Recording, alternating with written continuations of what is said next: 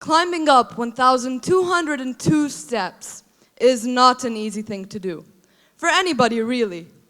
You can imagine how difficult it was when I, a person who struggled through a stroke at the age of 5 that caused weakness in my arm and leg, tried to overcome this challenge.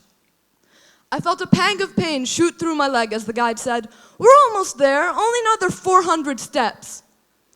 The pain began to overpower my body and my mind to a point where it couldn't be ignored as one of those regular, everyday types of pain. I stopped for a moment, looking down at the 800 steps we had just climbed with pride. I then looked up in fear at the remaining 400 steps. As I was contemplating the worth of carrying the discomfort through the rest of the climb, my family stopped as well. And I instantly knew that they would support me no matter what I decided to do. Knowing that I wanted to prove to myself that I was stronger than the struggle I was facing, I looked up at them, smiling, and said, "Let's go." They admired my courage and they knew I wouldn't give in the entire climb up. And so my dad came to my side and supported me so that I would know that he was there for me if I needed him. Once we had reached the top, I felt a familiar feeling rush through my body. I had only felt it a couple of times in my life, and I knew that this was no different. This was what I knew to be the feeling of achieving the impossible. Achieving the impossible feels surreal. Where do I even begin describing it? It hits you like a wave, starting with the tingles at the tips of your toes, making you feel so energetic and so exhilarated that you believe that the entire world is in your hands, waiting for you to change it. It then rises to your stomach, making you feel like you've just discovered a whole new realm of possibilities that you're more than ready to explore. It then shifts to your fingers and your mind, making you clench your fist and raise it to the sky, because you know that nothing can stop you, no matter how large or how scary it is. You have just done what you've never thought you could do, which gives you so much hope just after nearly giving up. And that feeling is the most rewarding feeling in the world. Your heart begins to beat outside of your chest, and your soul expands far beyond anything you could ever imagine. You become hypersensitive to everything around you, experiencing it as though watching a simulation. You feel as though you have become a part of nature, one with the world and all its beings. The entire planet's beauty is magnified, and you feel as though the most unusual of things can be described as beautiful. This feeling can only be described as out of this world. Your mind won't be able to comprehend everything that's going on, from your feet to your fists, and so you'll stay stuck in that same position, staring right at all the goals and dreams that you've set for yourself. And the goals seem like the easiest thing in the world in comparison to what you've just done. And your dreams? Well, they won't seem so distant now that you've seen how far your body and your mind have taken you. They, for the first time, look achievable. At that exact moment, the ecstasy hits, and you'll have the widest smile you could ever have in your life.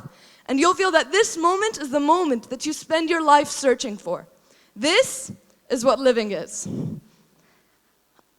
I'm not the only one that has experienced this feeling. There are many philosophers that have theorized about what exactly it is and how to achieve it. They call it the Sublime. The most famous of these philosophers are the great German philosophers Immanuel Kant and Arthur Schopenhauer. Each one focuses on a different aspect of the sublime based on the triggering of this feeling. Kant details that the way to truly define the sublime is through reason, and that it can only be reached through the rapid alternation between the fear of the overwhelming factor and the strange pleasure in seeing that the overwhelming has become overwhelmed. Schopenhauer, on the other hand, states that in order to reach the sublime, the subject must first acknowledge the fearsomeness or the sheer vastness of the object, but then consciously turn away from the threat.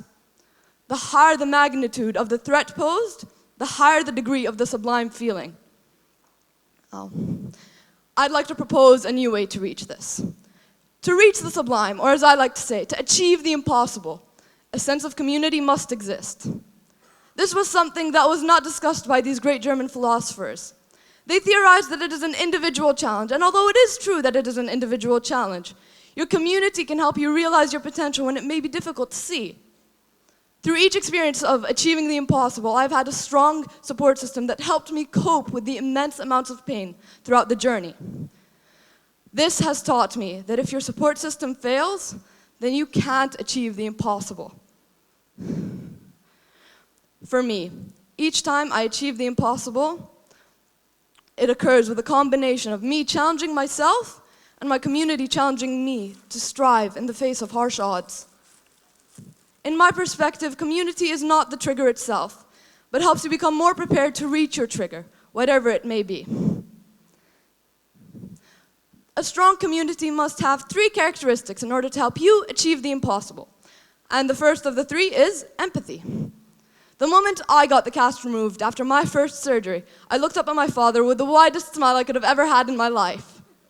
It was moments later that the doctor said, "Let's bend that knee of yours," and my emotions flipped. I looked around in fear, trying to shift my leg so that I could delay the pain by as long as possible. My dad saw my look, and once we had made eye contact, he nodded at me. And it was as if he could understand how painful this was going to be. I relaxed. Knowing that someone in that room understood how painful it was going to be, and how much struggle I would eventually have to go through, eased my nerves and allowed me to calm down from my panic state. The burden that can be shared between you and your community is empowering on an emotional level. It makes you feel as though you're not alone in the obstacles that you face, as though your community can feel your pain. And that is what makes empathy such an influential characteristic. The second characteristic is that a strong community must embody positivity. To me, my family, who are somewhere in the audience right now, are the epitome of positivity. When I was learning how to walk after weeks of intensive physiotherapy, I wanted to challenge myself by walking the longest distance I could have walked with the walker. I was determined to do it by myself, but struggled nearly halfway through. My siblings kept pace with me as I took my next steps. I looked up at them in confusion, wondering why they were beside me. They didn't acknowledge the face I was making, but rather began to cheer me on. Soon enough, my entire family surrounded me as I took my next steps, providing me with the encouragement that I needed. "Come on, Yasmin, you can do it. You're almost there. Just a couple more steps." Those words provided me with the motivation and the drive I needed to complete my walk. And it all came from a simple gesture that my siblings initiated and my family carried out. If there's positivity in your community, they will have the ability to change your outlook, empowering you to push yourself further than you ever thought you could have. The last characteristic is that a strong community must challenge you when you feel like you can't push yourself further. My mom probably remembers this quite well. When we were sitting in the living room and my foot was in her lap, my foot was too weak to actually stretch and flex. And so she held onto my foot and moved it into the stretched and flexed position. I didn't know this at the time, but she was activating the neurons in my leg that had been shut down for 5 years. I kept doubting that this was helping, and in my opinion, continuing to walk on my toes was working out fine for me.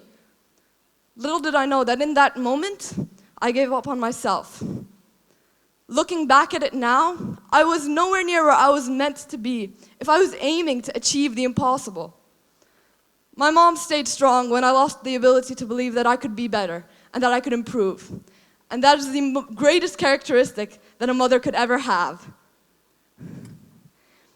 If there's challenge, positivity, and empathy in your community, then they will empower you and spur you on to achieving the impossible. There's a phrase in Arabic that I feel truly embodies the way a community can help an individual achieve the impossible. And it is, فَقَدْ أَصْبَحْتُ أَكْبَرَ مِنَ الْمُشْكِلَةِ, which literally translates to, you have become bigger than the problem. The problem being whatever obstacle is preventing you from achieving the impossible.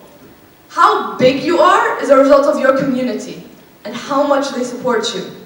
The more support you have, the bigger you will feel, and the smaller the obstacle will become. Earlier, I mentioned that, in my experience, when you achieve the impossible, you feel a largeness within your soul. Your soul is as large as your community. Mom, Dad, this TED Talk is my love letter to you, the core of my community. You are the largeness that I feel each time I achieve the impossible.